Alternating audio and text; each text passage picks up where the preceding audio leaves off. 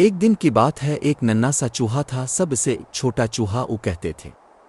وہ بہت سست، لالچی اور کھانے کا شوقین تھا۔ اس کی ماں بولی، بیٹا تم صرف کھاتے ہو، کام نہیں کرتے، اب تمہیں اپنا کھانا خود ڈھونڈنا ہوگا، یاد رکھنا لالچ مت کرنا۔ چھوٹا چوہا اداس ہو گیا لیکن نکل پڑا کھانے کی تلاش میں۔ چلتے چلتے اسے گیہوں کا ایک دانہ ملا۔ بولا چھوٹا چوہا، واہ، پہلا دانہ مل گیا۔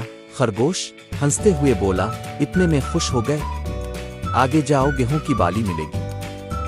چوہا آگے بڑھا، گیہوں کی بالی مل گئی۔ گلہری بولی، یہ تو کچھ بھی نہیں، تھوڑا اور آگے جاؤ پورا پودا ملے گا۔ چھوٹا چوہا پھر آگے بڑھا اور واقعی گیہوں کا پودا مل گیا۔ وہ خوشی سے ناچنے لگا۔ بندر بولا، اتنے میں خوش مت ہو، آگے گیہوں کا پورا کھیت ہے، وہاں چلے جاؤ، ساری زندگی کھاتے رہو۔ لالچ میں آ کر چوہا کھیت میں پہنچا۔